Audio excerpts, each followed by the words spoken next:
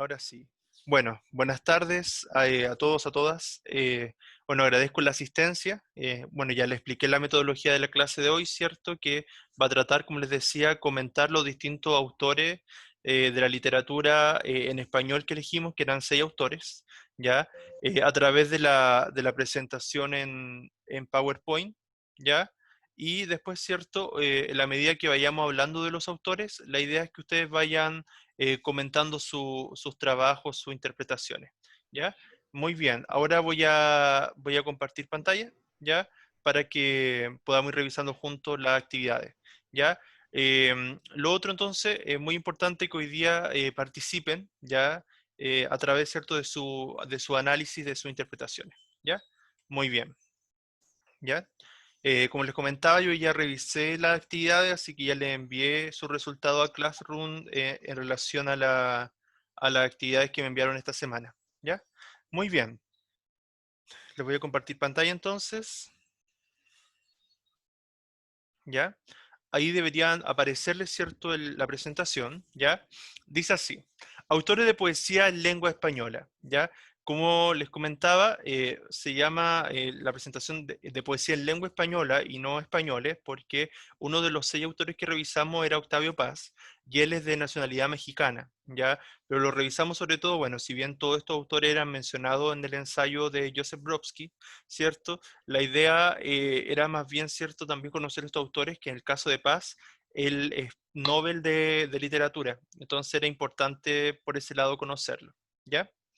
Bien, dice así: una honda palpitación del espíritu, lo que pone el alma si es que algo pone, o lo que dice, si es que algo dice con voz propia, en respuesta animada al contacto del mundo. Esa es una reflexión también de un escritor en relación a lo que es la poesía, ¿ya?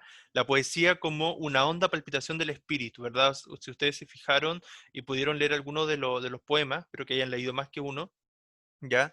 Justamente la poesía muchas veces es un pálpito del alma, un pálpito del espíritu, una sensación que trasciende, ¿verdad? Es como exaltar las emociones, exaltar, ¿verdad?, lo que sentimos, ¿ya? Y donde los escritores, los poetas lo ponen todo, ¿cierto? Ponen todo de sí en su literatura. Y obviamente la voz propia, ¿cierto?, que es importante, ¿ya? Muy bien. Recordar, ¿cierto?, que ya estamos trabajando la unidad 2, ¿verdad? Y el título de esta unidad era Transformar o transformemos experiencias reales, ¿ya? Y un poco lo que pasa con la literatura en general, ¿cierto? O sea, nosotros sabemos que los escritores lo que hacen la mayoría de las veces, la más de las veces, es tomar sus propias experiencias o canalizar lo que ellos observan y llevarlo a la literatura, ¿ya? Y para eso es necesario, para llegar a ser un buen escritor por lo general tiende a ser un muy buen lector, ¿ya? Entonces, si a ustedes les gusta la escritura, la idea es que también sean muy buenos lectores y lectoras, ¿ya? Entonces, ¿cuál es el objetivo de esta unidad? Producir textos, o sea, tenemos que llegar a ser capaces, tienen que llegar a ser capaces de crear sus propios textos literarios, ¿ya? Pero también a la vez textos no literarios, que lo hemos trabajado bastante, ¿cierto?, en relación a sus propias reflexiones, ¿ya? Y que abarquen diversas temáticas del mundo, del ser humano, ¿verdad? Que surjan, ¿cierto?, de las interpretaciones de los textos que vayamos haciendo a través de esta selección, ¿verdad?, de lecturas con ciertos criterios que hemos hecho, ¿ya? Y sobre todo crear una trayectoria de lectura, que es lo más importante. Si ustedes van reflexionando un poco, se van dando cuenta que nosotros igual hemos hecho varias lecturas durante este curso y durante esta asignatura. Entonces, claro, la idea es que fuésemos trazando estas trayectorias de lectura, por eso es tan importante que hagan las actividades, que vayan igual haciendo la lectura, ¿cierto? Porque así se van a dar cuenta ustedes después que ya han ido trazando su propia experiencia de lectura. Bien, los 6 autores que revisamos, que vamos a comentar ahora, eran Antonio Machado, Juan Ramón Jiménez, y hay 3 autores también que los agrupé dentro de la generación del 27, que les voy a hablar de ella también hoy día, ¿ya? Y que justamente tienen varios puntos en común, y que fueron varios de los que ustedes eligieron: Federico García Lorca, Luis Cernuda y Rafael Alberti. Y por último, vamos a revisar al Nobel de Literatura Octavio Paz, de nacionalidad mexicana. Todos los demás son españoles, ¿ya? En general están ordenados, lo ordené en orden cronológico, ¿ya? Así que de esa manera lo voy a presentar, ¿ya? Para los dos primeros, para Antonio Machado y Juan Ramón Jiménez, yo los voy a comentar, voy a hablar un poco de ello, ¿ya? Y si ustedes quieren intervenir, perfectamente me activan el micrófono, ¿ya? Y después, los otros autores sí lo vamos a comentar en conjunto con lo que ustedes hicieron de su análisis, ¿ya? Así que ahí les voy a pedir su participación. Bien, ahí tenemos el antes y el después de Antonio Machado, ¿verdad? De cuando era más joven, cuando después de una etapa más madura, ¿verdad? Hacia el final después de su vida. ¿Ya? Y hay un texto que se llama Retrato, ¿ya? Que es un texto bien famoso, bien conocido de él, que es por una de las características que se lo recuerda también, es uno de los poemas que más lo representa quizá. Y hay unos versos que son claves que dice, mi infancia son recuerdos de un patio de Sevilla, Sevilla, España, ¿cierto? Y ahí hay una imagen alusiva. Pregunta para ustedes, a ver si se animan a participar. Cuando piensan en retrato, en un retrato, la palabra retrato, ¿y qué les hace pensar? ¿De qué se imaginan que va a hablar este poema que se llama Retrato? ¿Qué irá a decir? ¿Qué nos describirá? ¿De qué tratará este poema? Sí mismo, ¿Cómo? de él mismo, ¿no? ¿Del De sí mismo? mismo, perdón que estoy un poco resfriada. Ah, ya, no se preocupe, ya, muchas gracias. Exacto, eso es. Va a hablar de sí mismo, ¿cierto? El retrato, sobre todo el autorretrato, ya vendría a ser hablar de sí mismo, pero describir su personalidad, describir lo físico, describir su experiencia, sus sensaciones. Justamente va en ese sentido. Más que un retrato, claro, sería un autorretrato, porque él va a hablar de sí mismo, ¿ya? Se los voy a comentar. Dice, mi infancia son recuerdos de un patio de Sevilla y un huerto claro donde madura el limonero, ¿cierto? Esos son árboles frutales, ¿cierto? Propios de allá de estas tierras. Mi juventud, 20 años en tierras de Castilla. Mi historia, algunos casos que recordar no quiero. ¿Cierto? Sevilla y Castilla son dos ciudades de España, ¿cierto? Que son muy conocidas. Y si ustedes alguna vez tienen la posibilidad, ¿cierto?, de visitar España, que ojalá sea así en algún momento de sus vidas, ojalá puedan visitar estas ciudades y se acuerden de este poema. Ni un seductor mañara, ni un bradomín he sido. Ya conocéis mi torpe aliño indumentario, o sea, como él anda vestido, todo ese tipo de cosas. Más recibí la flecha que me asignó Cupido, es decir, la flecha está del amor, por así decirlo, o sea, se enamoró. Llamé cuanto ellas puedan tener de hospitalario, o sea, amo más de una mujer. Ya eso es lo que está intentando decir ahí. Después dice, oye, perdón, hay en mis venas gotas de sangre jacobina, pero mi verso brota de manantial sereno, y más que un hombre al uso que sabe su doctrina, soy, en el buen sentido de la palabra, bueno. Desdeño la romanza de los tenores huecos y el coro de los grillos que cantan a la luna. Ojo ahí, porque todas esas metáforas que él está usando ahí, no está hablando del canto y de los grillos solamente, lo que está haciendo es hacer una crítica a los poetas de su tiempo, a los poetas de su generación, los tenores huecos, en realidad como el canto vacío, el canto sin profundidad, la poesía sin profundidad, ¿ya? Y ojo ahí, porque esto de los grillos que cantan a la luna también es una crítica directa a otros poemas y a otros poetas. De hecho, más adelante vamos a ver a García Lorca y en García Lorca está muy presente el tema o el motivo de la luna, ya de la noche, ¿ya? Después, converso con el hombre que siempre va conmigo, quien habla solo, espera hablar a Dios un día. Mi soliloquio es plática con este buen amigo que me enseñó el secreto de la filantropía. La filantropía, ¿cierto? Es el amor, por así decirlo, literalmente a la humanidad. ¿Ya? Él está hablando de que su propia experiencia de conocerse a sí mismo, que la poesía también es una forma de diálogo consigo mismo, le ha permitido entregar ese amor, esa valoración o esa comprensión a la misma humanidad, ¿ya? Después dice, y cuando llegue el día del último viaje y esté al partir la nave que nunca ha de tornar, me, con- me encontraréis a bordo ligero de equipaje, casi desnudo como los hijos de la mar. Este final siempre me gusta mucho de Antonio Machado, es uno de los textos que más me gusta. ¿A qué se refiere esta última estrofa?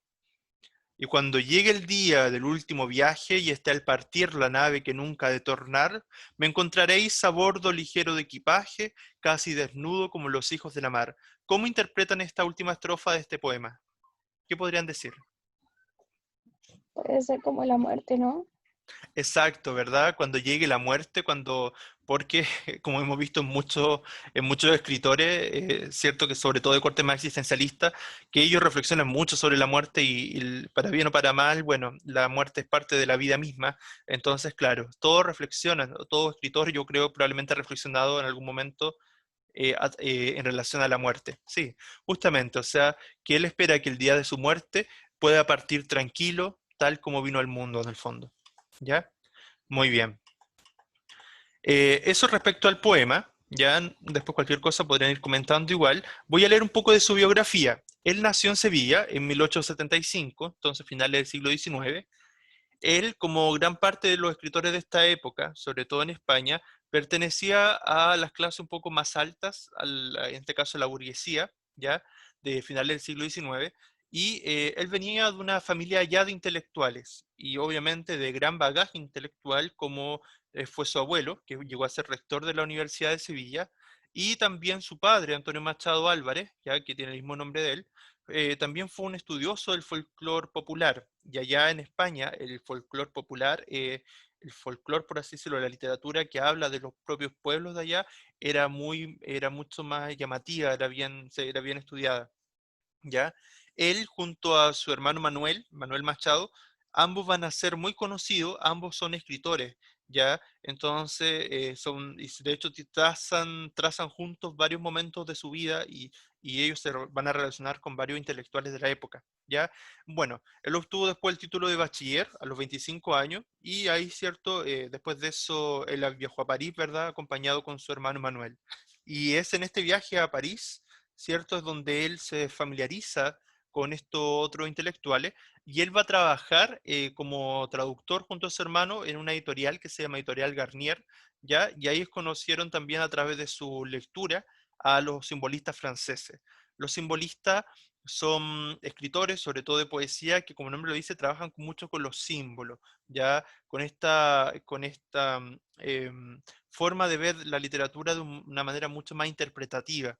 Los simbolistas son bien interesantes de conocer igual, ¿ya? Y finalmente, él también logra conocer a Rubén Darío, ¿cierto? Rubén Darío, padre del modernismo, aunque si no me equivoco, ahí Antonio Machado se va a distanciar un poco del modernismo después, ¿ya? Bien. Y después, bueno, ustedes saben, los que escogieron, imagino, algunos poemas de la Guerra Civil, la Guerra Civil Española de 1936 va a afectar mucho la sensibilidad de los poetas de estas generaciones, ya sobre todo lo que después va a ser la generación del 27, va a estar muy marcada por la Guerra Civil. De hecho, varios de ellos, como el caso de García Lorca, mueren producto también de la Guerra Civil, sobre todo porque ustedes saben que en momentos de guerra los intelectuales muchas veces son uno, y de conflicto, son muchas veces uno de los que más son atacados, ¿ya? Eh, claro, él estaba al lado del gobierno republicano, ¿verdad? Y en el 39, que fue, también coincide con finales, perdón, con los principios de la Segunda Guerra Mundial, emprende un viaje a Barcelona, se va desterrado, por así decirlo, y finalmente fallece en 1939, ¿verdad? Mismo año del inicio de la Segunda Guerra Mundial. Bien, algunas características, ¿ya? Por ejemplo, él, como les decía, conoció a Rubén Darío, y Rubén Darío, que era el padre del modernismo, de alguna manera influyó mucho en él y lo deslumbró en su momento, porque el modernismo es bien conceptual, es bien de la vez de hablar de la modernidad, pero también toma muchos elementos de lo antiguo, del folclore antiguo, del folclore griego, por ejemplo, ¿ya? Y después de haberlo adoptado, lo rechaza este movimiento, ya porque finalmente lo encontró vacío o hueco, ya entonces por eso también en estos poemas que vimos de él también hacen alusión a eso, ya, y finalmente él se queda con el simbolismo que para él le permitía mejor capacidad de expresión, ya, y que lo veía como una forma de expresión más directa de la realidad, ya, entonces los autores siempre no tienen una sola etapa, sino que tienen distintas etapas donde van desarrollando su poesía a lo largo de su vida o su literatura, ¿ya? Según lo que ellos busquen, según las nuevas tendencias de la época, según cómo se sientan más cómodos, más familiarizados, etcétera, ¿ya? Uno de sus libros más conocidos de Antonio Machado es el libro Soledades, Galería y otros poemas, ¿ya? Pero sobre todo Soledades, ¿ya? Y que les voy a leer un extracto que dice: Está en la sala familiar sombría, y entre nosotros el querido hermano, que en el sueño infantil de un claro día, vimos partir hacia un país lejano, ¿verdad? La partida de este hermano que vuelve. Hoy, hoy, tiene ya las sienes plateadas, o sea, ha pasado bastante tiempo probablemente, porque ya ha envejecido, un gris mechón sobre la angosta frente, y la fría inquietud de sus miradas revela un alma casi toda ausente. Es muy bonita la poesía de Machado, así que sí, ojalá le haya gustado. Bien, acá tenemos otro de los textos que es Campos de Castilla, una imagen alusiva a los campos de Castilla de la época también. ¿Ya? Como todo escritor, no solamente cultivó un género, sino no solamente cultivó la poesía, sino que también la prosa. Y en ese sentido, eh, él, por ejemplo, tuvo ciertos temas que lo marcaron bastante en su prosa, en su más cercano a la narrativa, claramente, que era uno de sus textos, Juan de Mairena, ¿ya?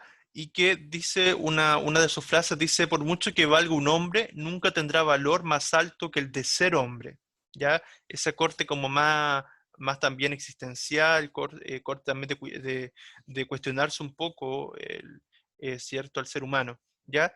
Bien, en sus proverbios y en sus obras, ¿cierto? Algunas de las temáticas más presentes, ¿verdad? Por eso le decía yo que tiene un corte bien cercano al existencialismo, ¿ya? Son más bien de corte filosófico, por ejemplo, en su libro cuestiona o habla mucho de la idea de Dios, también habla del problema del conocimiento y de la relación con los demás, ¿ya? Son algunos de los temas que él aborda en su literatura, ¿ya? Bien. Si alguien quisiera comentar algo, puede ir comentando, simplemente activa el micrófono. Otro de los autores que revisamos fue Juan Ramón Jiménez, ya que al igual que Antonio Machado no estaban en sus elecciones, no lo eligieron, ya me imagino que los otros autores le eran más cercanos, ya. Y claro, estamos, acuérdense, siguiendo una línea bien cronológica. Ahí tenemos alguna imagen de él en distintos momentos de su vida, ¿verdad? ¿Ya? Tomé alguna idea de lo que se ha dicho de él, ¿ya? ¿Cómo era de pequeño este autor, Juan Ramón Jiménez? Él, se dice de él que desde pequeño tenía el don de la imaginación, ya eso es muy común en varios escritores y artistas, o sea, que viene con un talento innato, que viene desde que son pequeños prácticamente, desde que nacen, ¿ya? Le encantaba soñar despierto, aunque le asustaba la muerte. La muerte siempre, si se fijan, es un tema recurrente en los artistas y escritores. ¿Ya? Y las cosas que tuviera que ver con ella. Una vez encontró en el tejado de su casa la corona de la Virgen de Montemayor, acuérdense que España es bien creyente, ya quemada, lo que plasmó en uno de sus libros. O sea, como vemos acá, y lo podemos vincular con la unidad, el hecho de plasmar sus propias experiencias en la literatura, ¿ya? Después, cuando él ya fueron pasando los años, ¿verdad? Cuando ya pasó su estudio universitario, él terminó el bachillerato y se inscribe en la Universidad de Sevilla, ¿verdad? Para estudiar Derecho, ¿ya? Y también tomaba clases de pintura. Pero finalmente, en 1898, ahí en esa época también surgió otra generación, que es la generación del 98 en España, ¿ya? Él decide abandonar su estudio universitario y se aboca y se vuelca totalmente a la poesía, ¿ya? Entonces, finalmente, él prefiere volver a su pueblo natal, ¿cierto? Y ahí se dedica más bien después a escribir prosa, a escribir narrativa, más que poesía después que le abandona su estudio, ¿ya? Y un poco siguiendo siempre a Gustavo Adolfo Bécquer. Acuérdense ustedes, yo creo que han leído a Gustavo Adolfo Bécquer, perdón, de Rima y Leyenda, ¿cierto? Es uno de los más conocidos y que la poesía que más nosotros nos llega de España, generalmente es de la tradición de Gustavo Adolfo Bécquer, que allá después muchos autores que le siguieron, eh, poco menos, perdón, fue un clásico de la literatura española, o sea, en el sentido de que hasta el día de hoy se estudia y al mismo tiempo influyó mucho en ello, ¿ya? Bien, finalmente, ya llegando a 1900, ya hace un poco más de un siglo, ¿cierto? Se traslada a Madrid, ¿verdad? Que Madrid en esa época era y sigue siendo como hoy una de las capitales culturales, ¿cierto? De España, ¿ya? Y ahí, claro, se juntó, se reunió con Rubén Darío, que como habíamos dicho era el padre del modernismo en acá en Hispanoamérica, Ramón de María del Valle Inclán, que también, al igual que Benavente, que Salvador Rueda, Azorín y Pío Baroja, todos ellos son escritores de trascendencia mundial, de renombre mundial, ¿ya? Que después se fueron haciendo conocidos. Si alguna vez tienen la oportunidad de leer algo de ello, sería bien interesante porque son escritores que tiene mucho que decir también, ¿ya? Bien, voy a leerles un poema de este autor que se llama así: Vino primero pura. Vino primero pura, vestida de inocencia, y la amé como un niño, luego se fue vistiendo de no sé qué ropajes, y la fui odiando sin saberlo, llegó a ser una reina, fastuosa de tesoros, que iracundía de hiel y sin sentido. Más se fue desnudando, y yo le sonreía. Se quedó con la túnica de su inocencia antigua, creí de nuevo en ella, y se quitó la túnica, y apareció desnuda toda. Oh pasión de mi vida, poesía. Y después, perdón, desnuda mía para siempre, ¿cierto? Poesía. ¿Verdad? En realidad, uno podría pensar a primera vista, ¿verdad? Antes de terminar el poema, que hablaba de una mujer, por ejemplo, pero en realidad el objeto lírico acá y el motivo lírico también a la vez era su pasión, su, los contrastes que le ha producido a lo largo de su vida la poesía, ¿ya? ¿Alguien quisiera opinar algo sobre este poema? ¿Algo que le haya gustado, le haya llamado la atención? ¿Cierto? Es, ¿Sí? ¿Sí? perdón, es que es súper heavy cómo la poesía transforma la vida en general del poeta, cómo Ujú. llega a transformarse completamente en su pasión, en su motivo de ser, en lo que los mueve. O sea, al Exacto. final pasa a ser un todo en la vida del creador. Exacto, muy bien, excelente comentario. De hecho, así es. O sea, acá vemos que lo empapó tanto que muchas veces, como nos pasa, por ejemplo, como cuando uno se enamora, por ejemplo, que uno no está, por mucho que quisiera creer, por mucho que queramos creer en el amor, así como enamorarnos de alguien, así como para toda la vida, sabemos que van a haber días que no va a ser todo tan color de rosa, no va a ser todo tan bonito, ¿verdad? Lo mismo le pasa a este escritor con la poesía. O sea, que hay días que él amaba, se entregaba todo por la poesía, pero hay días que la poesía se le presentaba rara, no le gustaba, le generaba contradicciones, la terminaba odiando a veces porque dice, y la fui odiando sin saberlo. Llegó a ser una reina, así como cuando uno se enamora de alguien, que lo es todo para uno, claro, en su momento uno lo pone a la otra persona o aquello que le apasiona, le gusta en un pedestal, pero finalmente después a veces hay ocasiones que no queremos saber nada de esa persona. Entonces, claro, es como los sentimientos que nos genera alguien que amamos, lo mismo él sentía por la poesía, o sea, ese sinsentido, esa rabia a veces de querer comprender a la otra persona, a veces no ser comprendido, ¿ya? Pero es lo interesante, o sea, es justamente eso de esos contrastes, esas contradicciones que le genera a él la poesía, como las mismas contradicciones que nos puede generar a nosotros a veces el amor, ¿ya? Porque el amor, ustedes saben que a veces es más contradicciones que todo tan idealizado, ¿cierto? ¿Ya? Muy bien. Eso respecto a estos dos autores, ¿ya? Ahora voy a pasar a la generación del 27, ¿ya? Ahí están los escritores que pertenecieron a esta generación, y uno de los que más vamos a revisar de esta generación, que están presentes ahí, son Federico García Lorca, Luis Cernuda y Rafael Alberti, ¿ya? Son los escritores que nosotros cogimos que pertenecían a esta generación, pero como ven, es una generación mucho más amplia. Les hablo un poco de esta generación para que conozcan más de ella y ojalá alguna vez lean más de estos autores, ¿ya? ¿Quienes pertenecían a lo que se llamó la generación del 27 en España? Pertenecían Rafael Alberti, Federico García Lorca, Jorge Guillén, Damaso Alonso, Gerardo Diego, Pedro Salinas, Luis Cernuda, Vicente Alexandre, ¿ya? Y también Manuel Alto Laguirre y Emilio Prados, ¿ya? ¿Qué cosas tenían en común estos autores? ¿Ya? Muchos de ellos coincidieron que en su momento, en su época universitaria, vivieron en la residencia de estudiantes, ¿ya? Que a la vez se convirtió en un lugar de encuentro, ¿ya? Donde había una intensa actividad cultural, ¿ya? Todos ellos tenían en común también pertenecer, como les decía en un principio, a esta burguesía más acomodada, estas clases sociales más altas, o sea, tenían sustento económico y quizás por lo mismo también tenían más tiempo para dedicarse al cultivo de las letras, ¿ya? Y también...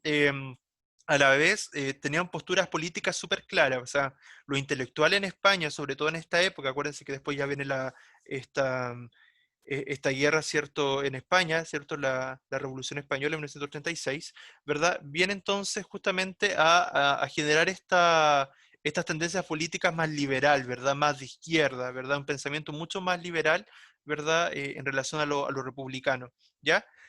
Y a la vez, ¿verdad? También se reunían en otros lugares, como era el Centro de Estudio Histórico, y donde era propio de esta época, de los intelectuales, artistas en general de esta época, reunirse mucho en cafés literarios, tertulia, ¿verdad? O sea, había una fuerte influencia cultural acá, o sea, realmente era mucho movimiento intelectual acá en España, o sea, era la efervescencia cultural de Europa en esa época, ¿ya? ¿Qué tenían respecto a qué tenían en común estéticamente en su literatura? Lo estético tiene que ver con el estilo, con las características de su literatura, ¿ya? Hay un, hay un cambio que va entre lo intelectual y lo sentimental, ¿ya? Claro, y la parte emocional se expresa y a la vez es refrenada un poco a través de la poesía, ¿ya? Pero a la vez no es solamente sentimiento puro, ¿ya? Si ustedes leen algo de estos autores, se van a dar cuenta que también hay mucho de lo intelectual, hay mucho de lo conceptual, hay mucho pensamiento también en la poesía. No es una poesía que sea simplemente hablar de lo que uno siente, sino también de pensamientos que son llevados a esta escritura, a esta forma de escritura. Ellos intentan alejarse un poco del sentimentalismo, este sentimentalismo falso, o muchas veces exagerado, como pasaba con el romanticismo, o sea, porque ellos buscaban alejarse de la, como dicen acá, de la sensiblería, o sea, de lo sensible en exceso, o sea, ellos más bien intentan buscar una poesía que sea un poco más, por así decirlo, más neutral, entre comillas, en el sentido de que no sea tan extrema de caer en tanto sentimentalismo, sino también esté más equilibrada con el intelecto. Y a la vez, ¿verdad? Tenemos, ¿verdad?, esta sensibilidad a través de la inteligencia. Otra cosa bien importante, otro elemento bien importante es la lucidez compositiva, es decir, la capacidad que tenían de moverse en distintos estilos poéticos y literarios, ¿ya? Ellos eran autores bien estudiosos, ya que estudiaban muy en rigor la técnica. Si se fijan acá, los poemas de estos autores van a ser muy rigurosos en la forma en que son escritos, en la técnica literaria que ocupan, ya van a ser muy perfeccionistas, ¿ya? Eh, para ellos la poesía es como algo que no se puede explicar, es como algo inefable, algo que no se puede poner en palabras precisamente. O sea, todo lo que escriben para ellos nunca va a ser, nunca va a lograr expresar todo lo que ellos sienten o todo lo que ellos piensan en relación a la poesía, ¿ya? Y eso a la vez ellos buscan trascender o buscan una visión más trascendental a través de la poesía, ¿ya? Por ejemplo, acá se cita una idea de Lorca que dice: si soy poeta por la gracia de Dios o del demonio, no lo soy menos por la gracia de la técnica del esfuerzo. O sea, él está cuestionando ahí, ¿verdad? Esta idea de que la poesía sí puede ser un don divino, un don, quién sabe de dónde surge ese don, ¿verdad? Innato, pero a la vez también un buen poeta no solamente se deja llevar por el don, lo mismo podríamos decir de los artistas y escritores en general, sino también del esfuerzo metódico, del estudio metódico por perfeccionar ese arte que ellos desarrollan, ¿ya? Eso es lo que dice Lorca ahí, ¿ya? Respecto Es también a... como un diamante en bruto. Sí, sí, como un lema No, que dice... le decía. No, no, no, digo yo que es como un diamante en bruto que necesita ser pulido, a lo que se refería Lorca, que al final ellos efectivamente nacen con este don, pero si no lo pulen, si no lo trabajan, no llega a ser como a tal nivel de perfección o a tal nivel de logro como ellos quisieran. Así es, súper bien, gracias. Buen comentario, buena apreciación. Justamente él busca hablar justamente de eso, o sea, que el talento, que la poesía no es algo que simplemente uno exprese lo que sintió, sino también implica un trabajo duro muchas veces. Es un oficio más, es un oficio al que hay que dedicarse, hay que dedicarle tiempo, cariño, amor, ¿verdad? A este trabajo literario. O sea, ellos lo ven también como una especie de trabajo, en el sentido de que no es algo que se dé de la noche a la mañana solamente, sino que implica dedicarle tiempo. ¿Ya? Buen aporte, gracias. ¿Ya? Bien. Otro de los temas es lo minoritario y la inmensa compañía. ¿A qué se refiere esto? Bien, ellos van hablando su poema de este sentido como hermético, o sea, muchas veces de lo oculto, de aquello que la poesía tiene un sentido más trascendental, y a la vez no todos quizás pueden llegar a comprender a cabalidad ese sentido trascendental o hermético de la poesía, pero a la vez también nos muestra una claridad, nos muestra un camino a través de la poesía. Ya van a constantemente a transitar entre la poesía más bien de carácter culto, pero también una poesía más popular, pero popular no como lo entendemos ahora, sino más bien lo popular relacionado al folclore propio en este caso de la poesía española, ya que lo vamos a ver cuando veamos a García Lorca, lo vamos a ver muy ejemplificado cuando veamos el romancero gitano, que Lorca intenta rescatar, ¿verdad?, la visión del ser gitano ya a través de su poesía. Los gitanos no es la visión que tenemos nosotros ahora de ellos, menos acá en Hispanoamérica. Tenemos que ver la tradición folclórica del gitano a través de la poesía de Lorca, por ejemplo, que es bien interesante. ¿Ya? También ahí se caracteriza con fuerza la poesía de Alberti y de Gerardo Diego. ¿Ya? Bien, acá se cita lo siguiente. La faena, ojo ahí, el trabajo del poeta, es hacer comunicable a otros la experiencia de vida que constituye el poema. Es decir, ahí, ¿cierto? Esta idea de que la poesía debe transmitir de manera lo más perfecta posible, ¿cierto? Ese sentimiento, esa vivencia, esa sensación en relación a lo vivido por los poetas. A la vez está Pedro Salinas, que ve la poesía como comunicación, que la poesía debe ser de manera culmine un proceso que logre comunicar al otro, ¿verdad? Y el poema también es un canto para todos, es decir, que no solamente para algunos los privilegiados, sino que tiene que ser capaz de llegar a todas las personas de una u otra manera, el sentido que logre identificarse con lo que dice un poema. Eso lo dice Vicente Alexandre. El tránsito del yo al nosotros, o sea, el pensar en la colectividad, por eso este tránsito de lo minoritario, es decir, del yo personal, a esta inmensa compañía, porque tiene que el nosotros, o sea, el decir que los otros también se identifiquen con nuestra poesía, ¿ya? A la vez también transitan entre esta realidad de lo universal, de una realidad que se vea reflejada en las temáticas en relación a lo que nos puede pasar a cualquier persona en el mundo, pero a la vez también trabajan mucho la realidad propia de España, ¿verdad? Muchas veces van a hablar de las provincias de España, ¿ya? Y de la propia tradición y folclore propio del ser español, ¿verdad? Como les decía, hay un poco esto que decía Machado de la sangre jacobina, pero eso era anteriormente, y en el caso de acá de Lorca, del romancero gitano, ¿ya? Bien, y a la vez también hay un tema con la evolución literaria que estaba cambiando y estaba sucediendo en este tiempo, y también los cambios que trajo consigo las vanguardias europeas también en esta época, ¿ya? Bien, respecto a la tradición, porque como les decía, aquí hay un tránsito entre la tradición, entre el folclore propio de la literatura española, hacia la renovación. ¿Y cuál fue la renovación? Estamos hablando de la generación del 27, de 1927. Por lo tanto, acá hay todo un tema de que ya las vanguardias literarias de principio del siglo XX, que sobre todo están desde 1910 aproximadamente en adelante, ya transitan también este vanguardismo en esta búsqueda de romper un poco con los esquemas anteriores en la literatura, el arte y la poesía. ¿Ya? Ellos siguen muchas corrientes como fueron el ultraísmo, el surrealismo, por ejemplo, el surrealismo de André Breton, que un surrealismo tiene que ver mucho con el tema onírico, del subconsciente, del inconsciente que hablaba Freud, ya las teorías del psicoanálisis lo trabaja mucho, ya en esta época la psicología, sobre todo en ese movimiento, al igual que en el... eh, ¿Cierto? Igual influye mucho, lo mismo que pasa con el cubismo, ¿verdad? En relación a la pintura, al arte, bueno, el surrealismo y el dadaísmo, por ejemplo, tenían mucha influencia de la psicología. Y también el creacionismo. Nosotros vimos el creacionismo y lo vimos a través de la influencia de Vicente Huidobro. Entonces, claro, Vicente Huidobro, padre del creacionismo, influyó mucho también en estos autores, para que hagan esa relación. ¿Ya? Y también esto, también la influencia de César Vallejo, ya que de Hispanoamérica influye en la tradición también española. ¿Ya? Bien, y a la vez, nosotros vimos recién a Juan Ramón Jiménez. Bueno, estos poetas van a admirar mucho y van a ver a Juan Ramón Jiménez como un mentor, un maestro, una persona canónica, ¿verdad? Un clásico que ellos van a incorporar en su literatura, van a inspirarse mucho en él. ¿Ya? Después, por ejemplo, también influye mucho la visión que vimos de Miguel de Unamuno, también va a influir mucho Unamuno, ¿verdad?, en esta literatura.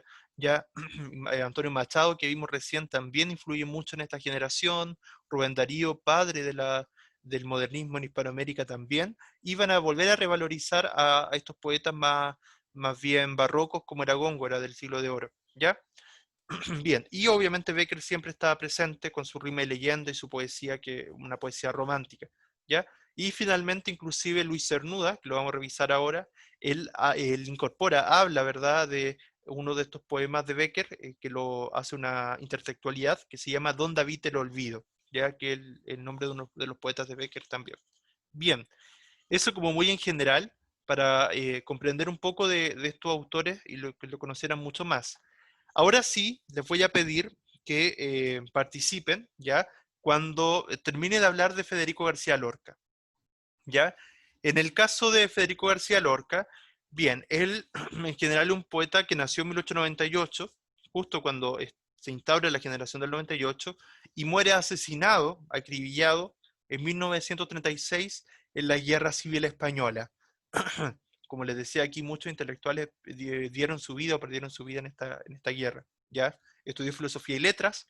Él pertenecía a una familia bien acomodada, hay películas que hablan de su vida, así que la podrían ver.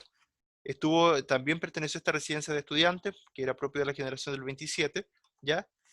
Y a su vez, él intenta dar cuenta de su íntimo malestar, de su malestar propio sentimentalmente, ¿verdad? O emocional, en relación a la realidad. Él constantemente está hablando de la realidad, pero desde su propia experiencia de vida, de su propia experiencia vital, ¿ya? La tragedia está muy presente en su literatura. Por ejemplo, si ustedes han leído La casa de Bernarda Alba o han leído Bodas de sangre de Federico García Lorca, que pertenece a estas obras de teatro de él, ahí está claramente el sentido trágico de la vida. Lo mismo también aparece en su poesía, pero a través de la pasión, de la perfección, ¿verdad? Él buscaba lo estético, el sentido estético, pero el estético como algo más bien puro en su literatura, ¿ya? Algunos libros bien conocidos de él. En 1921 publicó libros de poemas que tiene influjo de Gustavo Adolfo Bécquer, de esta poesía más bien romántica. También toma influencia del modernismo de Rubén Darío, se basa un poco en la literatura de Machado y Juan Ramón Jiménez que vimos recién. Y también habla un poco de estas evocaciones de sus recuerdos de niñez, ¿verdad? Con cierta nostalgia, ¿verdad? Habla un poco del alma, del ser del niño, ¿ya? Pero un niño que sufrió, un niño que está dolido, ¿verdad? Y sentimentalmente, ¿ya? Y también tenemos después, en 1921 al 24, canciones, poemas del Cante Jondo y Suite, ¿ya? Que son poemas que también expresan este sentido del dolor de la vida, ¿verdad? Y los cantos hondos son los cantes hondos de la tierra, o sea, que la tierra, el ser de la naturaleza, ya también tiene mucho que decir, nos habla de la madre naturaleza de alguna manera también, que tiene su propio canto, ya que es preciso escucharlo. Y en 1928 tenemos Romancero Gitano, que vamos a revisar ahora, que habla un poco de este folclore, de este mundo, ¿cierto?, de los gitanos, ¿verdad? Y que lo ve como un mito, un verdadero mito que se instaura en la modernidad. Y también sigue hablando, está muy presente en su literatura, lo trágico, el sentido de la muerte, de la pérdida, de lo marginal, ¿verdad? De lo hostil, ya de la frustración, sobre todo abocado a la muerte. Y después tenemos, también vamos a revisar hoy día, Poeta en Nueva York, que es bien interesante porque habla de la experiencia que él tuvo en Estados Unidos, Nueva York, ¿ya? Y de cómo él se sentía en esta sociedad cosmopolita, en esta sociedad de donde para él, alguien que si bien vivía en Europa, en España, pero en comparación a Estados Unidos tenía un desarrollo al menos bien capitalista, súper así como esto de financiero, qué sé yo, ¿verdad? De instituciones. Entonces era bien fuerte el cambio. Entonces para él se va a sentir como una especie de ahogo, ¿ya? Se va a sentir donde que el poder del dinero prima en esta sociedad donde hay una esclavitud del hombre, casi como esta idea del ser humano como una máquina que debe producir, ¿verdad? Va a haber mucha inequidad, mucha injusticia social en Estados Unidos de esa época. Ya acuérdense que en la época de la caída del Wall Street, más o menos en esos años, ya hay una deshumanización súper fuerte y para un poeta obviamente esa deshumanización, esa pérdida del sentido del humano seguramente le marcó mucho, ¿ya? También dedica mucho a las personas de raza negra y en ese sentido, por ejemplo, ustedes saben em, que bueno, ya la desigualdad en Estados Unidos, las personas de piel blanca, las personas de raza negra, ya estaba muy marcada y en esos años era mucho más marcada que ahora esa diferencia, ¿ya? Y claro, y él ve, en las personas negras, ve ese sentido más lo espiritual que él buscaba, ¿verdad? O sea, en contraste a los hombres blancos, ¿ya? Y presenta constantemente esta angustia hacia la vida, hacia lo que esta angustia que le produce esta sociedad, y en ese sentido él toma poemas más bien, desarrolla poesía más bien surrealista, ya para escapar de la realidad. Bien, su característica en su poesía, él, como les decía, tiene una etapa en que sigue la tradición literaria española, esta poesía más bien popular, folclórica, ¿verdad? Que se ve en su romancero gitano, sigue la tradición de Góngora, de Gustavo Adolfo Bécquer, Rubén Darío, y también toma elementos modernistas propios de Rubén Darío. Ya aquí vamos a ver algunas imágenes. Y hay símbolos poéticos que están presentes tanto en sus obras de teatro como en su poesía, como son el tema de la luna como reflejo de la muerte o un amor más bien trágico, el agua también como reflejo del erotismo en el amor, cierto, las relaciones y la vida misma, y el toro asociado a la destrucción y la muerte que va a estar también muy presente en su vida. ¿Ya? Bien, ¿qué otros temas aparecen en su poesía? Si pudieron leer algo de él. El amor tanto en el aspecto más heterosexual y el amor homosexual también. García Lorca se definió, bueno, yo creo que a lo largo de toda su vida, en verdad, él tuvo una fuerte relación homosexual con Salvador Dalí, ¿verdad? Con este pintor, ¿verdad? Entonces ellos fueron de alguna manera probablemente pareja, ya no sé si oficialmente, pero se sabe sí que fueron pareja, ¿ya? Entonces, claro, él está constantemente hablando también un poco de este amor ligado más bien al erotismo, a la pérdida del ser querido, por eso también un poco la tragedia probablemente, ¿ya? La frustración también aparece muy presente en sus temáticas, y la muerte vinculada con el amor, no, más que sea no correspondido, es un amor que nunca tiene un final feliz, siempre tiene un final trágico, ¿ya? Y habla también de los marginados, que son víctimas de este poder, de este sistema capitalista corrupto muchas veces, de esta sociedad deshumanizada, habla de los gitanos y de los obreros. Bien, vamos a revisar entonces Romancero Gitano brevemente, y vamos a ver un poco Poeta en Nueva York. Ahí tenemos cómo era Nueva York en esa época, o sea, ya Nueva York, ya Estados Unidos era una gran cosmópolis, ¿verdad? O sea, muy similar a cómo conocemos las sociedades actualmente, ya, y eso que esto es hace casi un siglo, ¿ya? Bueno, respecto al romancero gitano, son 18 romances. El romance es un tipo de técnica, es un tipo de subgénero de la poesía. Como les decía, está muy presente el tema de la noche, la muerte, el cielo y la luna. Tratan sí o sí de la cultura gitana, ¿verdad?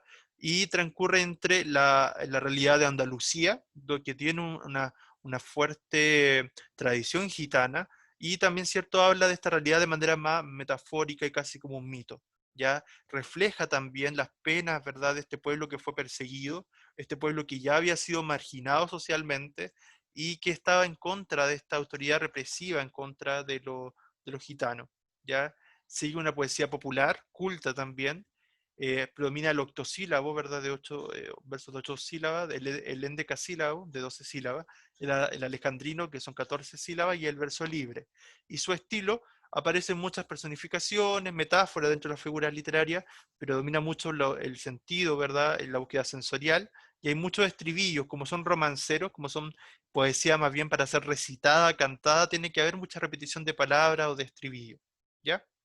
Bien, voy a leerles un fragmento de Romance de la Luna Luna, ya que lo pueden escuchar, de hecho pueden escucharlo a media voz de García Lorca, pueden escucharlo en la propia voz del autor, ¿ya? Dice: la luna vino a la fragua con su polizón de nardos. El niño la mira, mira, el niño la está mirando. En el aire conmovido mueve la luna sus brazos y enseña lúbrica y pura sus senos de duro estaño. Huye luna, luna, luna. Si vinieran los gitanos, harían con tu corazón collares y anillos blancos. Niño, déjame que baile.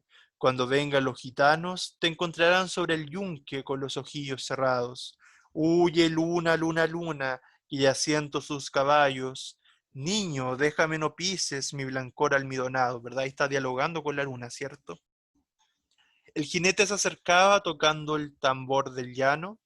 Dentro de la fragua del niño tiene los ojos cerrados. Por el olivar venían bronce y sueño los gitanos, las cabezas levantadas y los ojos entornados. ¿Cómo canta la sumaya? ¡Ay, cómo canta en el árbol! Por el cielo va la luna como un niño de la mano. Dentro de la fragua lloran, dando gritos los gitanos. El aire la vela, vela, el aire la está velando. ¿Qué les parece ese poema? ¿Les produce algo? ¿Les genera alguna sensación? ¿Algo que quisieran decir de ese poema? ¿Verdad? Y está claramente presente el motivo de la luna, del gitano, del diálogo, ¿verdad? Con la luna, eh, ¿verdad? Y este canto hacia ella, ¿cierto? ¿Verdad? Y la presencia de los sentidos también, como decía.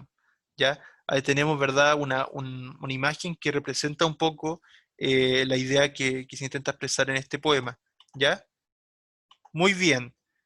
Después, otro texto que les comentaba era Poeta en Nueva York, que hablaba del viaje a Nueva York que tuvo García Lorca y ahí publica este libro porque le impactó tremendamente la realidad que él vivió ahí, ¿ya?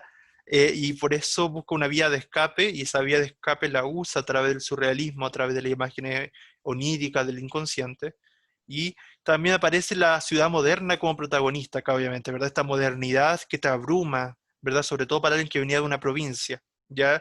Entonces, para él, Nueva York simbolizaba el materialismo, el capitalismo en su máxima expresión, la degradación del ser humano, ¿verdad? Y para él, los avances modernos de las tecnologías, de las sociedades capitalistas, para él era más bien algo negativo, ¿ya?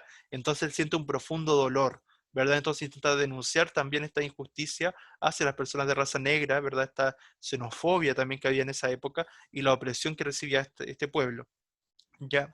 Acá tenemos un poema que pertenece a este poemario de Poeta en Nueva York. La aurora de Nueva York tiene 4 columnas de cieno y un huracán de negras palomas que chapotean en las aguas podridas. La aurora de Nueva York gime por las inmensas escaleras, buscando entre las aristas nardos de angustia dibujada. La aurora llega y nadie la recibe en su boca, porque allí no hay mañana ni esperanza posible.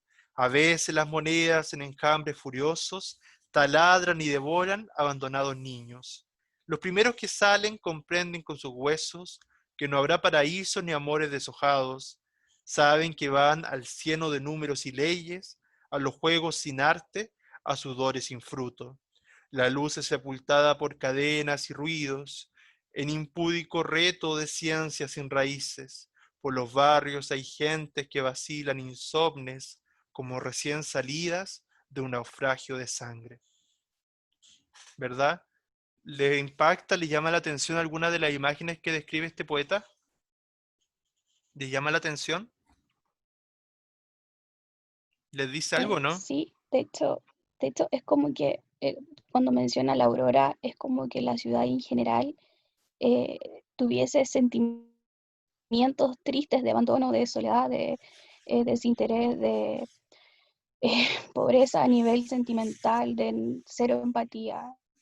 Claro, No ¿verdad? sé, me pasa un poco eso. Exacto, justamente describe de alguna manera esa deshumanización que hablábamos, esa pérdida, por así decirlo, de lo humano, de lo valórico, de lo sentimental, de la parte emocional, ¿verdad? Una sociedad que ha esclavizado al ser humano. ¿Ya? Muy bien.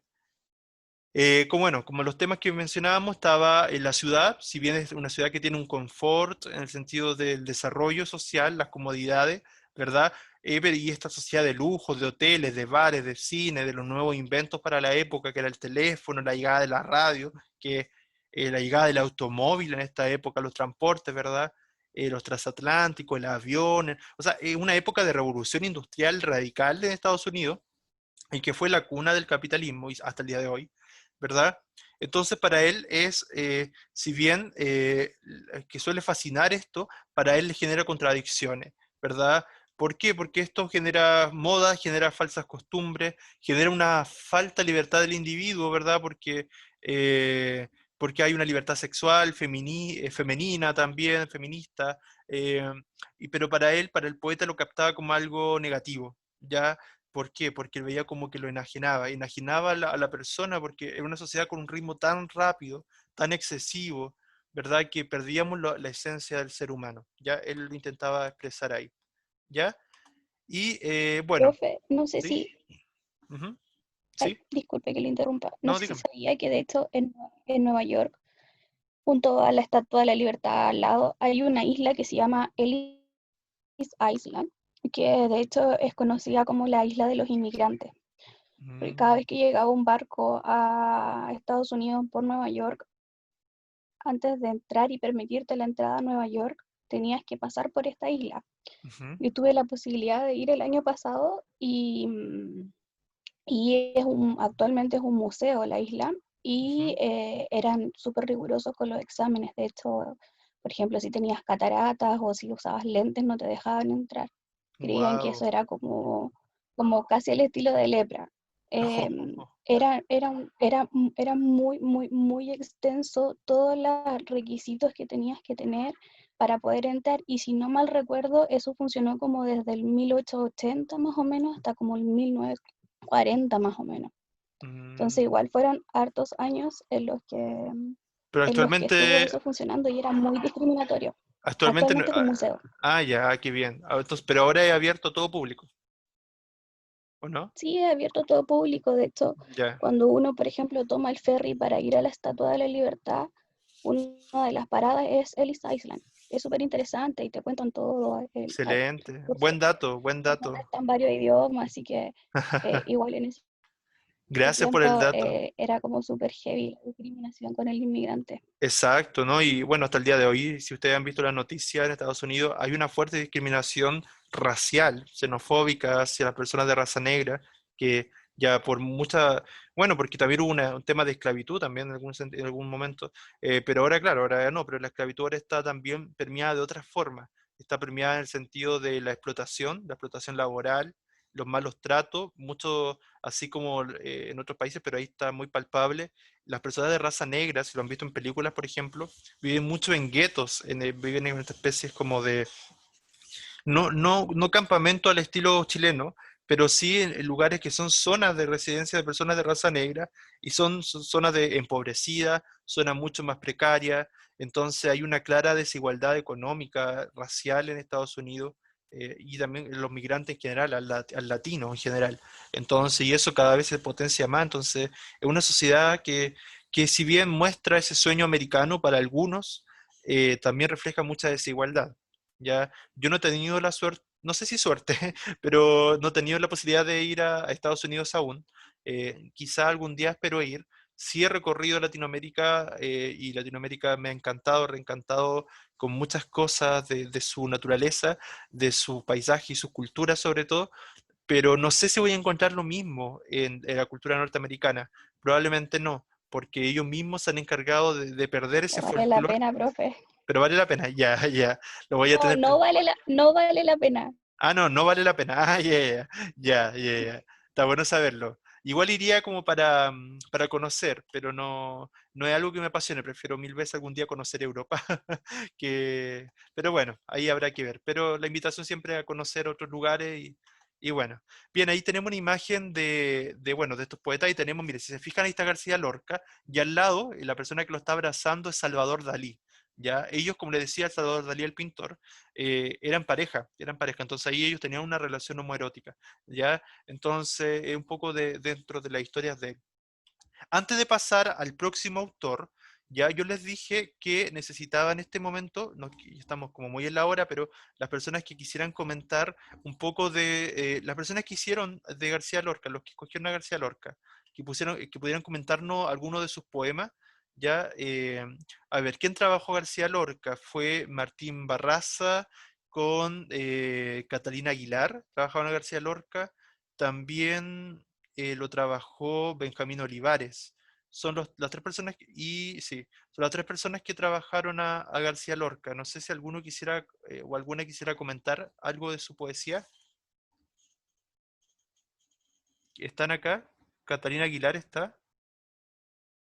No, no la veo, no veo conectadas las personas que lo trabajaron.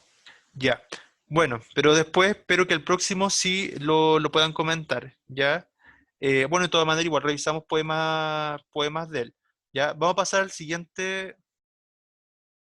Ah, la Montserrat también hizo a García Lorca. Ah, pero sí. Ah, ya. Gracias, Montserrat. Bueno, pero por lo menos a García Lorca lo pudimos conocer un poco más hoy día, ¿ya? Así que por lo menos yo creo que se cumplió el objetivo al menos de comentar de este autor. Pero de Luis Cernuda sí voy a necesitar que lo comenten, ¿ya? Las personas que lo hicieron para que vayan preparándose, por favor, ¿ya? Nos quedan, yo creo, 5 o 10 minutos, así que nos queda poco para terminar. Respecto a Luis Cernuda, ¿verdad? Este autor, ¿verdad? Tiene una personalidad solitaria, una personalidad marcada por el dolor, por la sensibilidad también exacerbada, ¿verdad? Todos estos poetas tienen una marcada sensibilidad, muchas veces él se sintió vulnerable, y al igual que García Lorca tenía una patente condición homosexual, ya ahí quizás por lo mismo, por la época, está muy sufrido, porque también era una sociedad tampoco no tan abierta de mente como la actualidad, ¿verdad? Entonces ve también, él se ve como alguien marginal de la sociedad, alguien marginado, ¿verdad? Entonces eso mismo genera un fuerte sentido de rebeldía, ¿ya? Y eso lo expresa a través de su poesía, de verdad, con un fuerte tono romántico, ¿ya? Él también busca constantemente ese anhelo, ese sueño de realización personal, probablemente también esa realización que no podía tener en su vida diaria, la busca a través de la poesía, busca los límites también que te puede dar la poesía, y los temas que más predominan en su literatura son la soledad, la añoranza de un mundo más habitable, más amigable, el ansia de la perfección de la belleza y el ansia de amor, ¿verdad? O sea, si tú sufriste por amor en tu vida, bueno, él busca ese amor a través de su literatura. Cultiva un verso más bien largo, rechaza la rima, huye de ese lenguaje tan rimbombante, busca un lenguaje más cercano, más coloquial. eh, y en 1936, ¿verdad? Tiene uno de sus libros, ¿verdad? ¿Verdad? Que marcó mucho de esta tradición. Un título común que fue engrosándose hasta que en 1964 llevó el nombre de La realidad y el deseo. ¿Ya? Les voy a leer un fragmento de uno de sus poemas, de Cernuda, y que también lo pueden escuchar en la voz del autor. Volver, vuelve el que tenga tras largos años, tras un largo viaje, cansancio del camino y la codicia de su tierra, su casa, sus amigos, del amor que al regreso fiel le espere, mas tú volver, regresar no piensas, sino seguir libre adelante, disponible por siempre, mozo o viejo, sin hijo que te busque, como Ulises, ¿verdad? Este Ulises de la Odisea, ¿verdad? Odiseo, ¿cierto? Que él estaba constantemente en este viaje, en esta búsqueda, ¿verdad? Y que sabemos que Telémaco, el hijo de Ulises, de Odiseo, en un principio, claro, realizó esta búsqueda del padre, ¿verdad? Entonces le está haciendo referencia a eso. Sin Ítaca, sin esta ciudad a la que llegara, esta ciudad propia, o sea, está hablando de los expatriados, de no sentirte parte de un territorio, que aguarde y sin tu Penélope, sin esa persona a la que tú amas, sin esa persona que te espere. Sigue adelante y no regreses, fiel hasta el fin del camino, y tu vida no eches de menos un destino más fácil, tus pies sobre la tierra antes no hollada, tus ojos frente a lo antes nunca visto. ¿Ya? Y un poco de la mirada de este autor, ¿ya? Que me gustaría que pudiesen comentar, ¿ya? Eh, de- Sí, ¿Ya? yo Te escuchamos. elegí un poema de él que se llama 1936 Ujú, y el poema trata sobre el tema de la guerra civil en España, ujú, más como enfocándose en un soldado antiguo de la guerra, ujú. y empieza, ¿cómo es esto? Eh, Como que el hablante se refiere como a él o trata como estos temas sobre como la lucha, la fortaleza, la valentía que tiene como este soldado. También hay como el amor a la patria, a la fe que se tiene en uno mismo, que es algo que como que el hablante como que valora y admira mucho, es más como que le expresa como gratitud y quiere como que lo que quiere transmitir también es como de que todos tienen que recordar como ese acto, como de valentía, como de admiración, como que él se refiere como a ese soldado como un acto como de nobleza como humana. Y la verdad es que me llamó Excelente, gracias, varios poemas de Josefa. varios autores.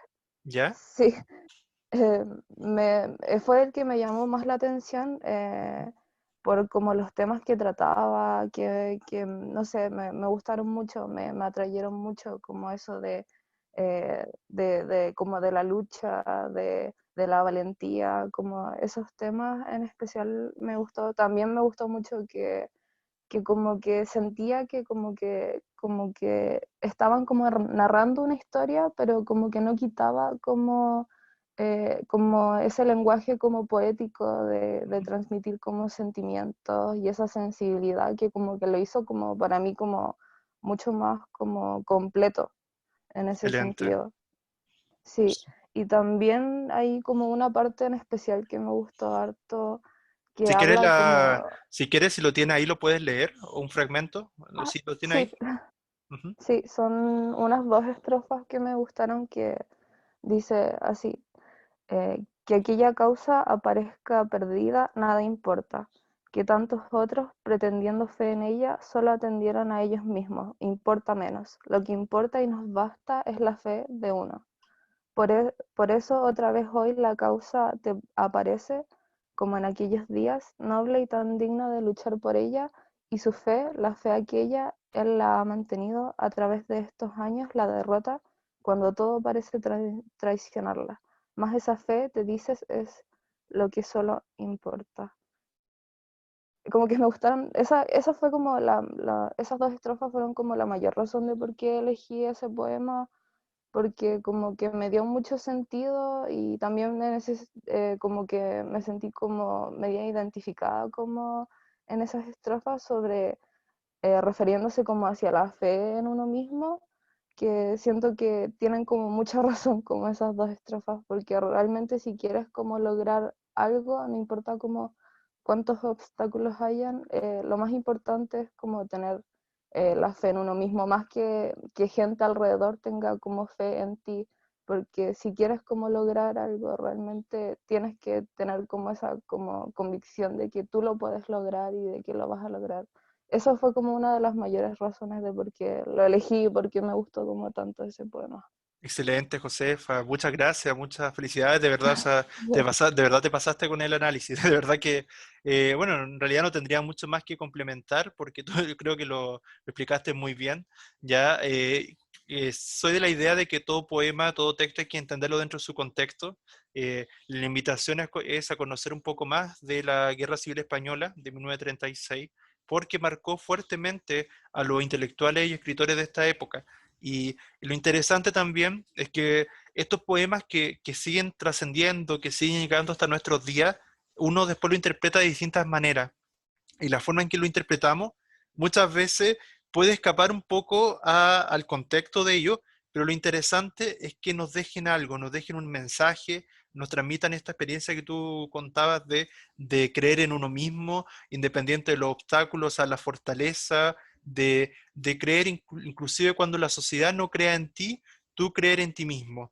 Ya eso yo creo que es un buen mensaje y bueno, y la invitación es a conocer más de estos autores, así que muchas gracias. Bien, nos queda, me parece, solamente no, nos quedan dos autores, pero son bien breves, ¿ya? Y finalizamos, ¿ya? Bien, estábamos ahora, claro, vamos a pasar a Luis Cernuda, ¿ya? No, perdón, estábamos en Luis Cernuda, vamos a pasar a Rafael Alberti, ¿ya? Bien, Rafael Alberti, él tiene una poesía más bien pura, más bien tradicional, un fuerte carácter barroco por la gran cantidad de elementos que aparecen en su poesía, y también aparece esta tendencia a la vanguardia, ¿verdad? La influencia en las vanguardias también afectó la poesía de Rafael Alberti y tiene distintas etapas. Y la primera etapa tiene que ver con una poesía más bien popular, más bien folclórica, ¿ya? Uno de sus textos se llama Marinero en Tierra, que habla de esta nostalgia de la tierra, de esta tierra gaditana, ¿cierto? Por eso también el folclore ahí, recordada desde Madrid con evidente deseo de la evasión, de este escape, ¿ya? También tiene Calicanto de 1926 y 1927, que tiene un giro hacia el barroquismo puro. Aquí se vuelve una escritura un poco más densa, ya, pero a la vez también una búsqueda vanguardista, de ruptura del lenguaje. ¿Ya? Rinde tributo a Góngora, por eso este barroquismo, porque Góngora pertenece a la poesía de oro española, que los que espero que la conozcan, si no, la invitación también a conocer más de la poesía del siglo de oro, ¿ya?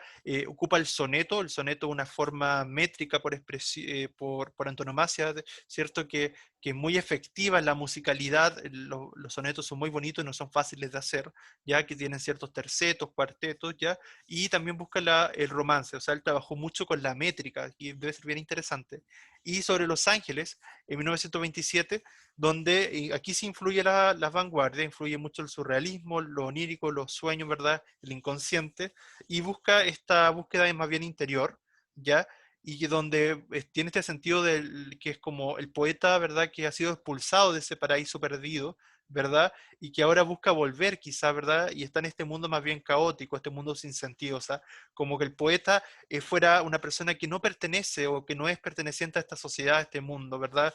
¿Por qué? Porque se siente vacío, siente que no puede habitar esta sociedad, no puede habitar este cuerpo, ¿ya? Y también tenemos una poesía en 1931 de más de urgencia, más de crítica social, que busca un sentido más bien estético, que busca lo panfletario, que tiene que ver con los temas sociales, ¿ya? Y una actitud mucho más revolucionaria, pero era porque nos estábamos acercando, perdón, a la época de la revolución, cierto, española, ¿verdad? Y finalmente también aparece su escritura más del exilio, ¿ya? Donde añoraba, ¿cierto?, a su tierra española. Le voy a leer brevemente un poema de él, ya que también lo pueden escuchar. Dice: cúbreme, amor, el cielo de la boca con esa arrebatada espuma extrema, que es jazmín del que sabe y del que quema, brotado en punta de coral de roca. Aloquémelo, amor, su sal aloca, tu lancinante aguda flor suprema, doblando su furor en la diadema del mordiente clavel que la desboca. Ahí tenemos ese barroquismo del que le hablaba, de estas palabras más bien abstractas, más bien de uso muy antiguo, ya que se evidencia ahí. Oh ceñido fluir, amor, o bello borbotar, temperado de la nieve por tan estrecha gruta en carne viva, para mirar cómo tu fino cuello se te resbala amor y se te llueve de jazmines y estrellas de saliva, precipitadas las luces por los derrumbos del cielo, en la barca de la niebla bajaste tú, ceniciento, para romper cadenas y enfrentar a la tierra contra el viento, iracundo, ciego, para romper las cadenas y enfrentar a los mares contra el fuego, dando bandazos el mundo, por la nada rodó, muerto. No se enteraron los hombres, solo tú y yo, ceniciento. ¿Ya? Una poesía quizá un poco más conceptual, un poco más compleja, pero no deja de ser interesante. No sé si alguien de las personas que leyó a Alberti quisiera comentar algo de él. ¿Alguien de las personas que leyó a Alberti quisiera decir algo? Por ejemplo, a Alberti lo leyó Fernanda Armijo y lo leyó también Slotmit, también lo leyó, y también lo leyó Constanza Araya y Martina Urriche. No sé si alguna de las compañeras quisiera decir algo de él. Yo personalmente escogí un poema que se llama Desahucio. ¿Ya? En general trata de una casa que ha sido como deshabitada y que en teoría sufre. Ujú. Primero, antes que eso, me puse a leer un poco sobre la vida de Alberti y me di cuenta que em, las primeras veces que escribió fue cuando falleció su papá en 1920 y que de hecho leyó, o sea, empezó a escribir en el propio funeral del padre. Mm, Entonces, su escritura generalmente era más pesimista, por decirlo, o partió del dolor mismo. El poema en sí siento que refleja un poco como todo lo que es el estado depresivo, porque dice, no sé si puedo leerlo, es sí, un sí, poema sí, cortito. compártelo. Dice: ángeles malos o buenos que no sé, se arrojaron en mi alma, sola, sin muebles y sin alcobas, deshabitada. De rodón el viento hiere las paredes, las más finas, vítreas láminas, humedad, cadenas, gritos, ráfagas. Te pregunto, ¿cuándo abandonas la casa? Dime, ¿qué ángeles malos o crueles quieren de nuevo alquilarla? Dímelo. Entonces siento que es como, refleja, como decía, el estado de angustia, de dolor interior, Ujú. como el vacío del alma, y que ciertas preocupaciones o tormentos pueden ser estos ángeles que están como intentando alquilarla nuevamente. Y lo otro por lo que me llamó mucho la atención fue por el nombre, porque siento que desahucio es como cuando ya literalmente como que bajas los brazos Mm, y, y deja de luchar, como que se acaba toda la esperanza. ujú. Entonces, eso pues, sentía que de alguna manera ejemplificaba cuando nos sentimos eh, abandonados de nosotros mismos, como Ujú, solos. Eh, Siempre me gustó mucho la frase de acompañadamente solo, ujú, cuando te sientes solo aún cuando estás dentro de una multitud. claro. Entonces, el poema de cierta manera era la casa que podría ser nuestro cuerpo, nuestra alma, Ujú, y cómo no podemos ser parte de ella porque tenemos estos ángeles, preocupaciones, cosas banales quizás, que no nos dejan ser nosotros mismos. ujú. Eso. Súper, excelente interpretación, excelente análisis. Me gustó mucho la elección. Justamente esta idea del desahucio me da también esa sensación de abandono, esa sensación de a la vez también de ya de no creer en algo, de pérdida quizás de fe, ya, eh, porque cuando uno está desahuciado, uno se espera, se imagina a alguien que está, cuando te dicen esa persona está desahuciada, es como una persona que está a punto de morir, que está desfalleciendo, una persona que ya ha perdido las ganas de vivir. Y eso es súper potente porque en poesía se va a dar un tema que es bien recurrente, sobre todo viene desde los simbolistas, de los parnasianos, que es una poesía más bien francesa, que esta idea del spleen, no sé si lo han escuchado, es un concepto que tiene que ver con el tedio, con el aburrimiento, pero no es un aburrirse, es un agotamiento de la vida, un agotamiento vital, o sea, falta de ganas de vivir. Yo creo que acá se expresa un poco eso, esta idea del spleen, esta idea de la pérdida de las ganas de vivir y de la ausencia quizás también, porque la ganas de vivir también pasa porque no nos sentimos, como bien decía Fernanda, era quien estaba hablando, ¿cierto? ¿O no? ¿Cierto? Estaba, Sí. sí, gracias, sí, era justamente esta idea de no sentirnos comprendidos por otro, ¿ya? Así que excelente análisis. Y bueno, ya acercándonos al final, así, ¿sí? ¿Sí?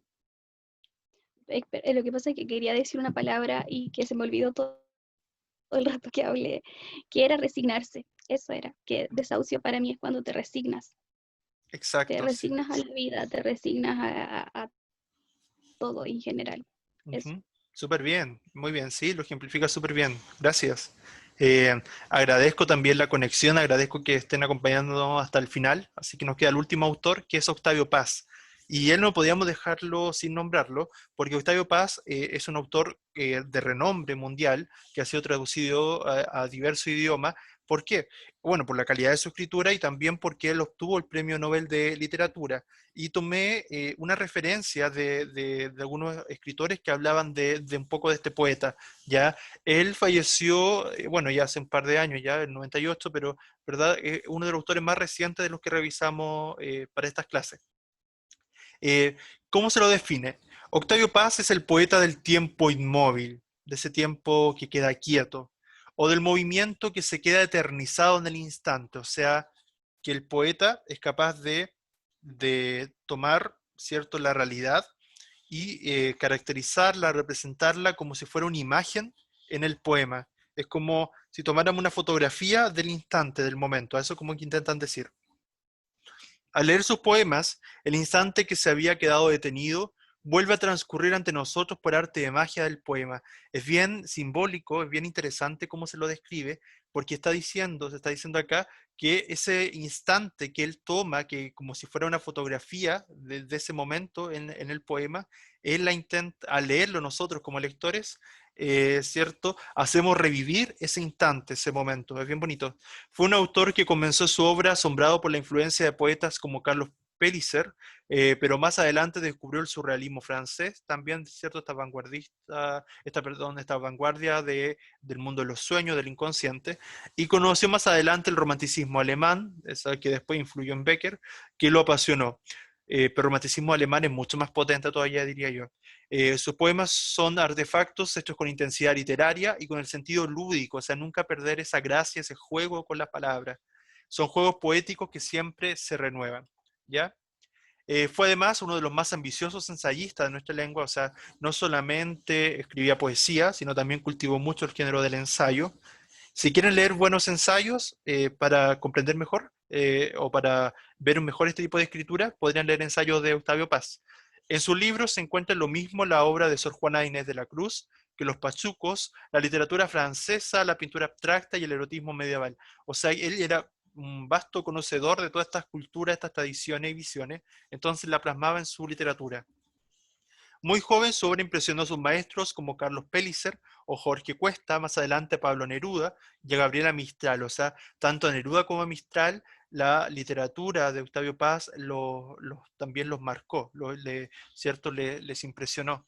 Eh, para desembocar en una admiración general, con la recepción del Premio Nobel de Literatura, la obra de Paz se difundió en las principales lenguas del mundo. Su voz ha sido fundamental, sus opiniones sobre arte, la lectura de sus poemas, su intervención intelectual en el medio político, las entrevistas que dio en numerosos programas de radio. Todo ello hizo de Paz una referencia en diferentes ámbitos de la vida pública durante cierto medio siglo. O sea, imagínense, llegó a ser referente para Gabriela Mistral, para Neruda, o sea, porque realmente, o sea, lo impactó. Bien, y les voy a leer para finalizar un poema de él, que de hecho lo eligieron algunos de ustedes. Después las personas que lo eligieron, si quieren, lo podrían comentar igualmente, ¿ya? Y que dice a Roman Jakobson. Es bien interesante porque Roman Jakobson, si investigaron algo de él, fue un lingüista más bien estructuralista, si mal no recuerdo, ¿ya? Entonces, ella nos está haciendo esta referencia al juego con el lenguaje. Y justamente esta referencia del decir y el hacer. Creo que fue un pragmático, de hecho, Roman Jakobson. Por eso esto del decir y el hacer. Es bien interesante el juego con el lenguaje ahí. Entre lo que veo y digo, entre lo que digo y callo, entre lo que callo y sueño, entre lo que sueño y olvido, la poesía. Se desliza entre el sí y el no. Dice lo que callo, calla. Lo que digo, sueña. Lo que olvido no es un decir, es un hacer. Es un hacer que es un decir. La poesía se dice y se oye, es real, y apenas digo, es real, se disipa. O sea, al momento de decir que la poesía es, ya deja de ser. Es bien interesante. Así es más real, idea palpable, palabra impalpable. La poesía va y viene entre lo que es y lo que no es. Teje reflejos y los desteje. La poesía siembra ojos en las páginas, siembra palabras en los ojos hablan, las palabras miran, las miradas piensan, oír, los pensamientos, ver lo que decimos, tocar el cuerpo de la idea. Los ojos se cierran, las palabras se abren. Es bien interesante, bien entretenido, es un juego constante con el lenguaje, a mí me gustó bastante. No sé si una de las personas que eligió este poema quisiera comentar algo. Sí, acá. ¿Ya? Ya, Francisca, la escuchamos. El poema, o sea, yo lo analicé junto con la Sofía, así que ¿Ya? las dos creemos que el poema Sí. trata sobre la comunicación y sobre la reflexión que este tiene sobre la poesía misma. Ujú, Y cómo esta logra fusionarse con el hombre, cómo logra combinar las percepciones, imágenes, emociones y las palabras para llegar a algo tan significativo y tan lindo como la poesía. También cómo se desarrolla también cómo se desarrolla el lenguaje de esta, cómo logra balancearse entre lo real y lo ficticio, entre lo sensible e indiferente, y para así finalmente crear las sensaciones, las emociones y que regala el poeta, y como lo que nos quiere decir y lo que nos quiere mostrar en sí. ujú. Sí, ¿Verdad? y si bien no habíamos tenido la oportunidad antes de conocer a este autor y de haberlo leído, nos pareció un poema muy intelectual, profundo y reflexivo, porque el poeta descubre en la poesía un modo de conocimiento y hasta de vida sublime. Nos demuestra lo que es la poesía en el propio acto de su composición. Ujú, Además, cuando lo leímos, analizamos que el poema en sí no es inspiración, sino más bien conceptual. ujú, Define conceptualmente lo que es la poesía y la define desde su perspectiva personal. ujú, Además que la formalidad o expresión de esta nos llamó muchísimo la atención, sobre todo la escritura poética, porque es muy dinámica, viva y es contradictoria. ujú. Y al final, cuando leímos Las palabras se abren, que es en el último verso, la interpretamos como una puerta abierta a un espacio nuevo de conocimiento y misterio. Y quién sabe si de un nuevo sentido de nuestra existencia. Además Excelente. que en los primeros 5 versos utiliza 5 verbos que son ver, decir, callar, soñar y olvidar. Y esos son los territorios de la poesía. Va de lo sensorial a lo emocional, lo espiritual y lo irrecuperable. Y todo lo que sigue es como una explicación de los 5 verbos señalados. Excelente. Muchas gracias, Francisca y Sofía. Se pasaron, de verdad se merecen un aplauso también, igual que todas las personas, todas las niñas que han hablado. porque hicieron un análisis súper completo, de verdad me asombra y me quedo súper contento porque siento que todos quienes me han mandado los trabajos y quienes han participado realmente han hecho un análisis bien profundo y eso me pone de verdad que muy contento, así que le agradezco y lograron yo creo llegar un poco a la raíz de este poema. Y como decían, es un poema bien conceptual, pero porque la poesía justamente no tiene por qué solamente ser sentimiento. La poesía también es un trabajo, la poesía también es hay ideas también detrás de la poesía. O sea, ¿qué es lo que se entiende por poesía? ¿Qué es poesía? ¿Verdad? Que algo quizás nunca se va a terminar de definir. Y me gustó esto que dijeran que al final que dar esta idea de la poesía como algo abierto, algo que tiene nuevas interpretaciones, que tiene múltiples posibilidades, que tiene un juego con el lenguaje. Yo creo que nunca en lo que es la literatura, no solamente la poesía, hay que perder el sentido lúdico, el sentido del lenguaje como algo que es más cercano a un juego. O sea, y yo creo que las personas que escriben, los escritores, tienen que ser capaces de jugar constantemente con el lenguaje, porque si no, si perdemos esa capacidad de jugar con el lenguaje, la literatura se va a volver algo monótono. En cambio, así, presenta un desafío, es más atractivo leerlo, es más interesante. A mí también fue un poema que me gustó bastante y si conocen después más de Roman Jakobson, que es en realidad un teórico bien denso, pero bien interesante, van a poder entender un poco más lo que quería decir Octavio Paz. Y justamente esto de pasar de lo sensorial, que es propio de la poesía como la conocemos, a pasar a algo más conceptual, es bien interesante también como ese tránsito, y que la poesía puede ser, como les decía, más que solo sentimiento, ser también algo, un pensamiento, una reflexión detrás, un cuestionamiento también de la realidad. Así que súper bien. Y no sé si alguien más quisiera comentar algo más, pero le agradezco de verdad todas las intervenciones que hicieron. Y les recuerdo que la próxima semana, espero tengamos la misma conexión, la próxima semana en la clase vamos a tener una actividad con dos escritores, ambos son poetas, ya, bueno, Brenda Mundaca, que es de Chillán, y Julio San Martín, ya que también reside en Chillán, ya, pero él es de Chimbarongo, sí, pero vive en Chillán. Ambos son profesores también, pero Brenda fue profesora de literatura, bueno, Julio tiene otra área, pero ambos cultivan la literatura, entonces sería bien interesante que después ustedes también ese día participaran, hicieran preguntas. Vamos a hacer ese día una actividad, estamos pensando más de escritura, ya de escritura, por ejemplo, vamos a hacer algunos juegos, algunas actividades más bien con la literatura, donde ustedes van a tener que crear algún verso, algún pensamiento, alguna reflexión ese día durante la clase. Así que espero que se animen y de verdad que agradezco mucho su participación hoy día y espero que sigamos así. Así que de verdad muy agradecido. Gracias por la asistencia, gracias a todos y todas y los que nos han enviado la actividad, por favor enviarla. ¿Ya? Eso, cuídense mucho, almorzar, así que Chao, gracias. profe. Chao, que estén muy Gracias. Chao, bien. profe. Chao, chao. Profe. Chao, Cuídense. profe. Chao.